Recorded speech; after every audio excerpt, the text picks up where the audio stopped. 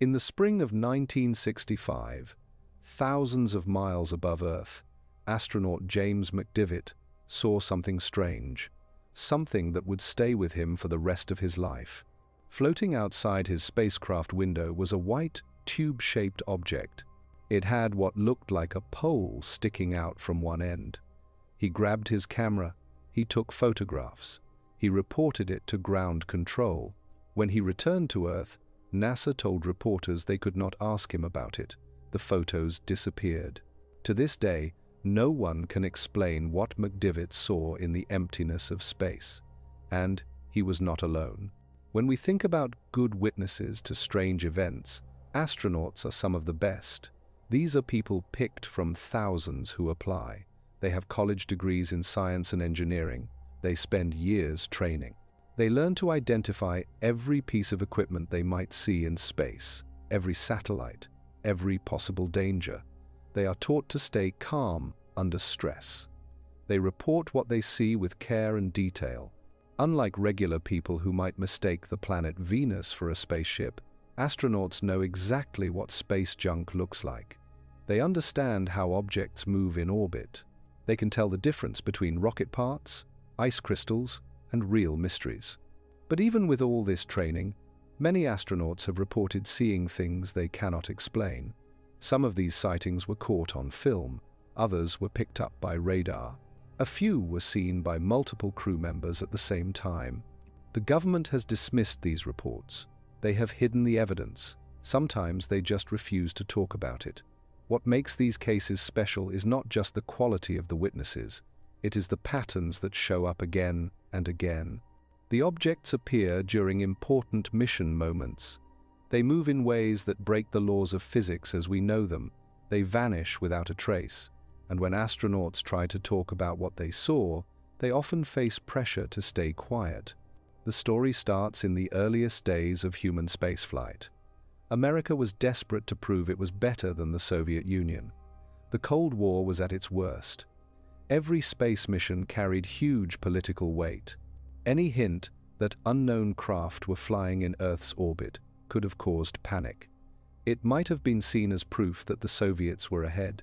The Mercury 7 astronauts were launched into this tense world. They were the first Americans in space. What they saw up there would begin a pattern that continues today. Gordon Cooper was one of the Mercury 7. He was a test pilot known for keeping his cool. Before he joined NASA, he had already seen things he could not explain. In 1951, he was flying an F-86 Sabre jet over western Germany. Cooper and his squadron saw a group of metallic disc-shaped objects. They flew at heights that American fighters could not reach. The craft moved with perfect control. They performed moves that seemed impossible for any known aircraft. Cooper filed an official report. The Air Force later said the sighting was just high-flying seed pods. Cooper found that explanation ridiculous. On the 15th of May 1963, Cooper lifted off in Faith 7. This was the final Mercury mission. He went around Earth 22 times. It was a tough solo flight that lasted more than a day. As he came to his final orbit, something happened. He was passing over the Muchea tracking station near Perth, Australia. Cooper reported seeing a glowing greenish object moving toward his capsule. This was not a faraway light. This was not a blur. According to Cooper, the object was solid, it was real, and it was getting closer. What makes this event so interesting is what happened next. The Muchea tracking station said they saw the object on radar. This gave it physical proof beyond just Cooper seeing it. When Cooper came back to Earth, NBC reporters were waiting. The network had been covering the flight closely. They wanted to ask him about the UFO report from the tracking station. But before any interviews could happen, NASA officials stepped in. Reporters were told directly that they could not ask Cooper about the sighting. No reason was given. The whole thing was buried. Years later, Cooper would claim that he was ordered to stay silent about what he saw. NASA has always said that no such order was ever given. The truth of what happened over Australia that day remains unclear. The Muchea tracking station closed in 1964. It was torn down later. Any records of radar contacts during Cooper's flight are either lost or locked away. What we do know for certain is that Cooper later talked openly about UFO events. After he retired, he became one of the few astronauts willing to discuss the possibility of visitors from other worlds. He told reporters he believed flying saucers were real. He based this on what he had personally experienced. Cooper described another event from 1957, before his NASA career. He said he watched a disc-shaped craft land at Edwards Air Force Base in California. Camera crews filmed the landing, he claimed, but the footage was taken by military officials. It was never released. These claims made Cooper a difficult figure to understand. People who doubt UFOs say he made things up or remembered wrong. People who believe in UFOs see him as one of the few astronauts brave enough to tell the truth. But Cooper's stories were about to be joined by others. Other accounts that were equally believable, equally puzzling. 2 years after Cooper's Mercury flight, the Gemini program was running at full speed. These missions had 2-person crews. They focused on learning the skills needed to land on the moon. On the 3rd of June, 1965, Gemini 4 launched. Astronauts James McDivitt and Ed White were aboard. Their mission would include the first American spacewalk. It was a big win for the space program. But it would also include one of the best documented UFO sightings in NASA history. On the second day of the mission, Ed White was asleep. McDivitt was alone. He was looking out the window at the darkness of space. Suddenly, an object appeared where he was looking. It was white. It was shaped like a tube. It was about 3 times as long as it was wide. From one end stuck out what looked like a pencil or pole at an angle. McDivitt guessed he watched it for about 30 seconds. He grabbed the nearest camera. He took 2 photographs. Then he got worried about hitting it. He turned on the spacecraft's control systems to move away from the object. McDivitt was clear about what he saw. This was not space junk tumbling around randomly. It had a definite shape. It had structure. He could not tell how big it was. There was nothing to compare it to. It might have been a small object, very close. Or it might have been something huge far away. When he told ground control, mission controllers checked all records of known space junk in the area. Nothing matched what he described. Later, a NORAD officer thought the object might have been the Titan II second-stage booster from their own launch. Photos of the booster were sent to McDivitt. He firmly said no. What he saw looked nothing like the images they showed him. The photos McDivitt took were looked at by NASA workers. One worker picked out what he thought was the object from the film sheets, but when McDivitt reviewed the images, he disagreed. The picked photo just showed sun reflections on the window. The actual photos he took of the object have never been shown to the public. Other images from the mission show blurry shapes. Some people have called these the tadpole photos, but McDivitt has said these are just reflections of bolts in the windows. Decades later, McDivitt still stood by his story. In TV interviews, he described the object the same way every time. He admitted he could not identify what he saw, but he was certain it was real. It had structure. He also pointed out that NASA did not try to stop him from talking about it. This is very different from Cooper's claims of being silenced. The official Condon report came out in 1969. This was a study of UFO events paid for by the Air Force. The report included McDivitt's sighting in its findings. It said that 3 visual sightings made by astronauts in orbit had not been properly explained. McDivitt's sighting of a tube-shaped object with something sticking out was listed first. This was a rare official admission that something truly puzzling had happened. But the report did not try to explain what the object might have been. It just stayed on the list of things nobody could identify. It is still there today. The following December brought another event that would fuel decades of guessing. Gemini 7 was in orbit. Frank Borman was the commander. Jim Lovell was the pilot. They were doing a series of tests. During one of their talks with ground control, Borman said he saw a bogey at his 10 o'clock position. The word bogey, in military flying terms, usually means an unknown aircraft. Ground control asked him to explain. Was this the booster, or was it something else? After a pause, Borman said they had several objects in view. At least some looked like actual sightings. He also said they could still see their booster. This meant the bogey was something separate. The talk was recorded in the official mission records. Years later, researchers would argue about what it meant. UFO believers said it was clear proof of an unknown craft following the Gemini capsule. Doubters said Borman was talking about junk from the booster, pieces of the rocket that had not drifted far from the spacecraft. Borman himself would later say he did not see a UFO. He said that when producers from the TV show Unsolved Mysteries asked him to appear, he offered to explain what he really saw. The producers told him they were not sure they wanted him on the show if he was going to explain it away. This shows an ugly truth about many astronaut UFO stories. The details are often less dramatic than the headlines suggest. But in some cases, the explanations still do not fully answer the questions. The stories kept coming. More astronauts saw things they could not immediately understand. Some of these turned out to be normal space objects seen from odd angles. Others remained mysterious even after investigation. During the Apollo missions to the Moon, rumors spread like wildfire. People said Neil Armstrong saw alien spacecraft. They said secret radio messages revealed the crew was being followed by unknown craft. Some stories described Armstrong seeing blue, glowing balls. Others claimed the astronauts used code words to report UFOs without causing panic. The reality turned out to be more complex, and in some ways, more interesting than the rumors. The main source of confusion came from a 2005 TV documentary. It was called First on the Moon, The Untold Story. In an interview for the film, Buzz Aldrin talked about something that happened during the flight to the moon. The crew had noticed a light outside their window. It seemed to be traveling alongside them.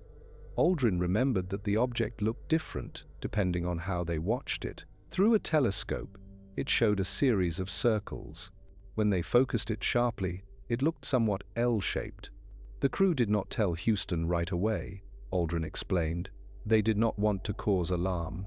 They did not want to sound crazy over an open radio channel.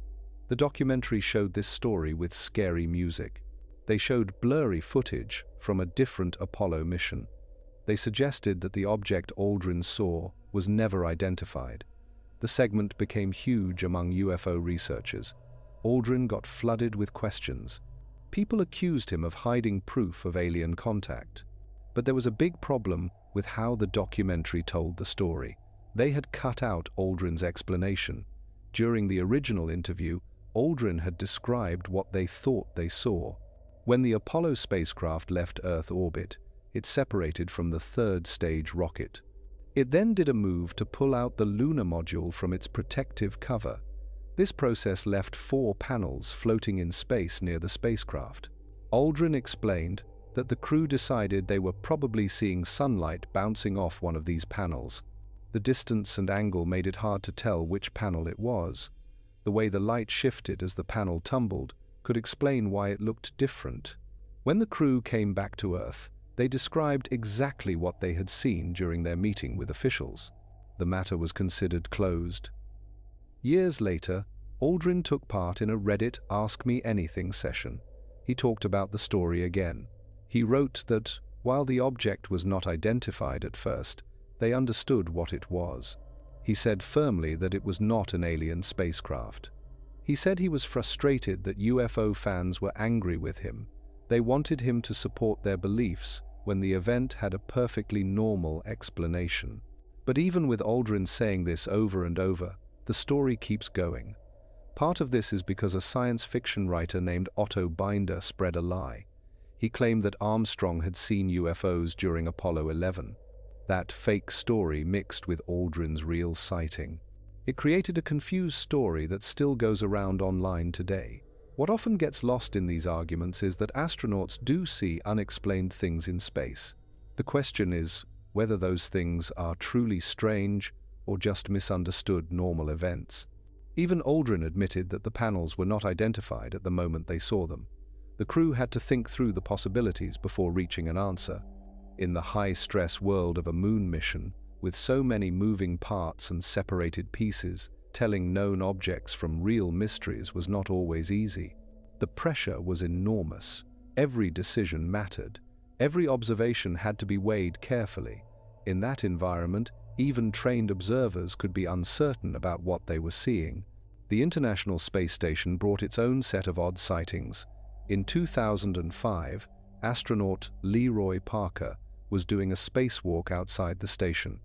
He noticed lights in the distance. They were arranged in a line, almost like an upside-down check mark. Parker watched them for several seconds before they disappeared. The event was later shown on TV programs about UFO events, but Parker himself gave a simple explanation. He figured out that the lights were from fishing boats hundreds of miles below on Earth. The dark background of space made them look closer and stranger than they really were. The angle of how he saw them added to the confusion. In 2013, astronaut Christopher Cassidy said he saw an object float past the station near a cargo ship. The sighting caused brief excitement among UFO researchers. Then Russian flight controllers identified it. It was an antenna cover that had come loose from one of the station's parts. These events show a pattern. Astronauts see things they cannot identify right away. Sometimes those things have boring explanations that are found later. Other times, especially in earlier missions with less tracking ability, the objects stay unexplained. The hard part is separating real strange events from wrong identifications. Astronauts are highly trained, but space is a foreign place where normal ways of seeing do not work. Without air as a reference point, judging distance, size, and speed becomes very hard. A small piece of ice crystals from a thruster might look huge if the person watching has no sense of scale. Sunlight bouncing off junk can make it look like something glowing and active. These are the arguments doubters make, and they have good points. Consider the conditions astronauts work under. They are sealed in a small capsule for days or weeks. Sleep is difficult. The body reacts strangely to weightlessness. Stress levels are extreme. Every sound, every vibration could signal danger. The human mind, even a trained one, can play tricks under such strain. Fatigue sets in, perception becomes unreliable. What seems solid and real in the moment might later be questioned. This is why multiple witnesses matter so much. This is why radar confirmation is so important. Single observer reports, no matter how credible the person, leave room for doubt. But then there are the cases that resist easy answers. McDivitt's tube-shaped object, backed up by a second photograph he took but never released. Cooper's greenish glow, supposedly verified by radar. The fact that Cooper told the same story for decades, even when it hurt his reputation, the large number of sightings reported during the Mercury and Gemini programs. This was a time when NASA was desperate to avoid anything that might hurt public trust. Some researchers have noted that astronauts who talked about UFO encounters often hurt their careers. Kelly, a Navy pilot before joining NASA, mentioned something important. Any pilot who reported a UFO would be given a mocking nickname. They would never be taken seriously again. This suggests a culture of making fun of people that might stop honest reporting. If you know your colleagues will laugh at you, you will probably stay quiet. If you know your bosses will question your judgment, you will think twice before filing a report. This creates a situation where true strange events might never be recorded. In recent years, the shame around UFO talks has started to change. NASA itself set up an independent study on unidentified strange events in 2022. The study team included retired astronaut Scott Kelly. They looked at open data and decided that more careful scientific study was needed. They admitted that negative views about UFOs make it hard to collect information. NASA picked a director of UFO research, but they did not publicly name the person. This was because of concerns about harassment. The agency has said that moving the talk from hype to science is a goal. This is a big change in official attitude. For decades, any official linked with UFO research risked being laughed at professionally. Astronauts who talked about their sightings were often dismissed. Some were accused of wanting attention. The few who kept going, like Gordon Cooper, were pushed to the edges of the space community. But the piling up of military pilot reports has forced a rethink. Advances in sensor technology have helped. Growing public interest has made a difference. The question is no longer whether unexplained flying events exist. Clearly they do. The question is what they are. Several ideas have been suggested. Some researchers believe the sightings are advanced technology from rival nations. During the Cold War, the Soviet Union had its own space program. They were thought to be doing secret spy operations. Maybe some of what American astronauts saw were Soviet satellites or test craft. Others suggest the objects were American, products of secret programs so hidden that even NASA astronauts were not told about them. This would explain why government officials were so quick to silence talk. It would explain why they locked away evidence. The military has a long history of testing advanced technology in sensitive areas. Space would be a perfect place for such tests. A third idea says that at least some sightings show truly unknown events, possibly from somewhere beyond Earth. Supporters note that the objects described by astronauts often showed flight abilities beyond known human technology. They moved without visible engines. They sped up instantly. They appeared and vanished in ways that suggested abilities far beyond what Cold War-era spacecraft could do. If these craft were from Earth, where are they now? Why have they not been revealed? Why are they not part of current space programs? The idea of visitors from other worlds stays controversial. No hard proof of alien technology has been shown. No photographs clearly showing a craft from another world have been released. The explanations offered by doubters, while sometimes stretched thin, are usually possible within known science, but the lack of proof is not proof that something does not exist. The universe is huge, beyond imagination. The idea that Earth is the only planet to develop smart life seems unlikely when you consider the numbers. If other groups exist and can travel between stars, our planet would be obviously interesting to them. Our early space program would catch their attention. Some astronauts have hinted at this idea in carefully worded statements. Edgar Mitchell walked on the moon during Apollo 14. After he retired, he became a loud voice for UFO research. He claimed that visits from other worlds were real. He said he had been told about recovered alien technology, but he offered no proof anyone could check. Al Worden was the pilot of Apollo 15. He said in interviews that he believed humans came from ancient aliens. Most scientists reject this claim. These statements are often used by believers as proof that astronauts know more than they publicly admit. But these are also the views of individuals speaking without official backing, often years after their missions ended. Most astronauts have stayed silent on the topic.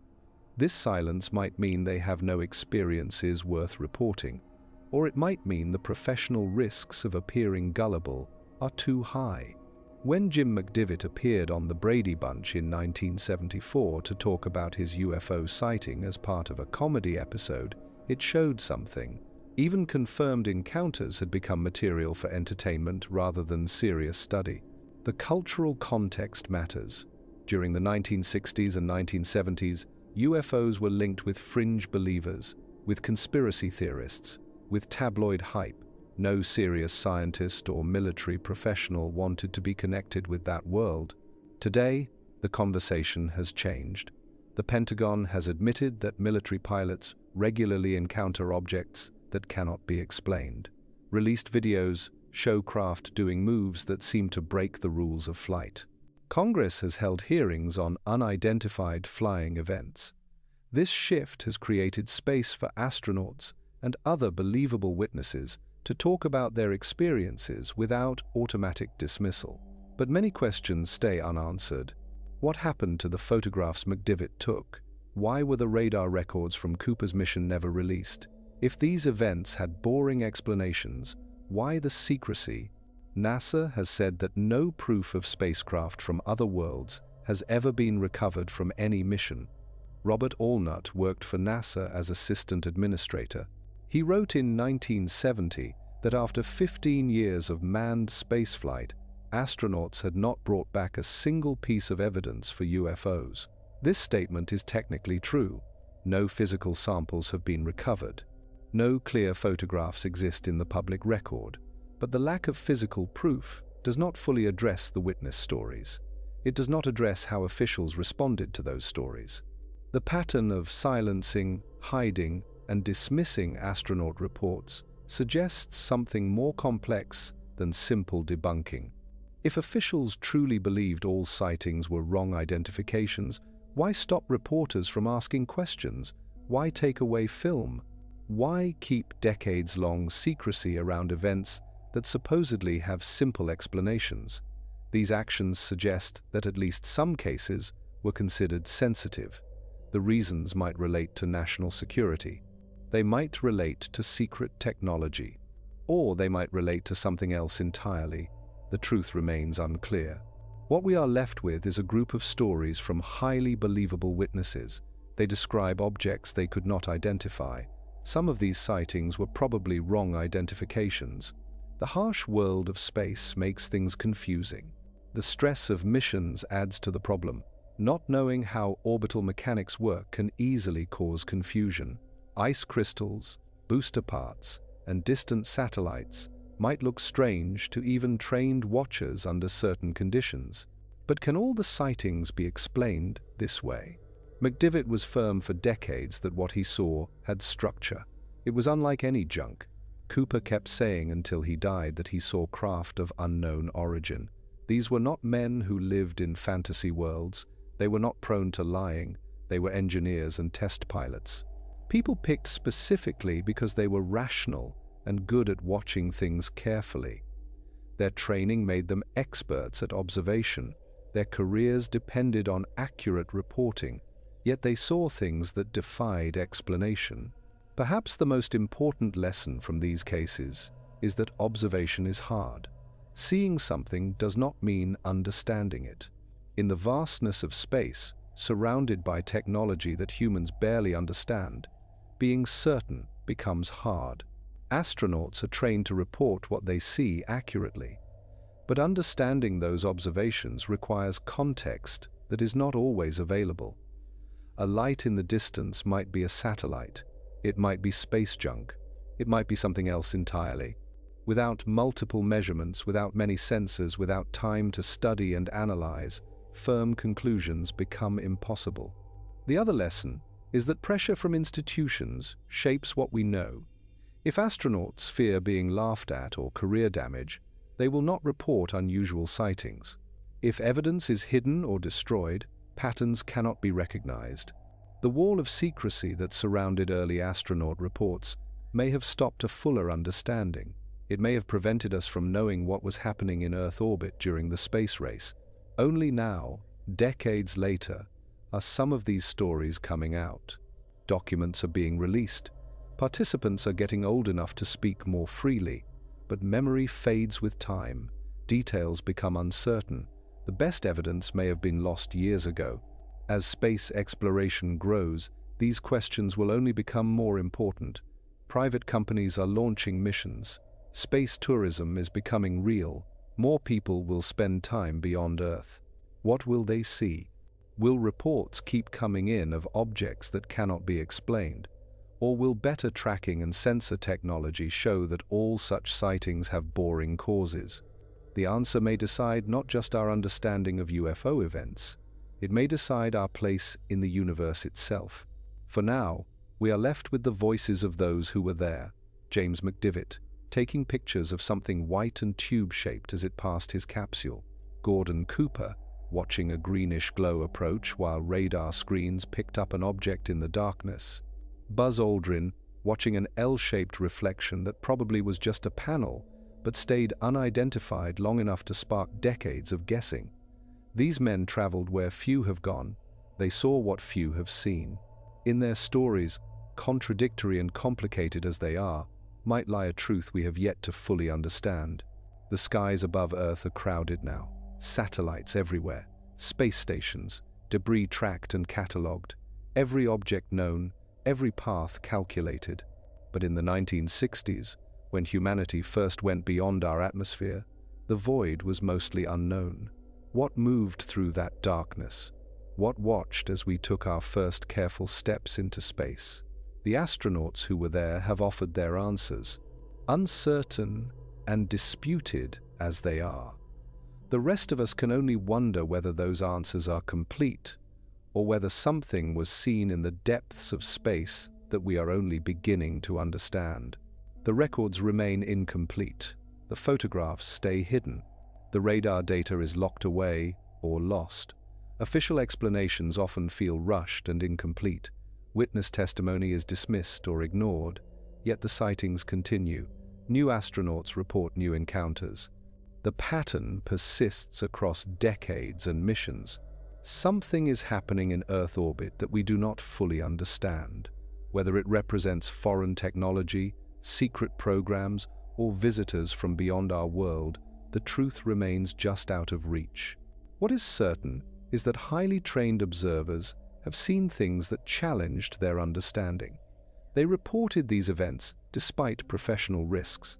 They stood by their accounts despite ridicule and doubt. Their testimony deserves more than dismissal. It deserves careful study. It deserves answers that address the evidence rather than explaining it away.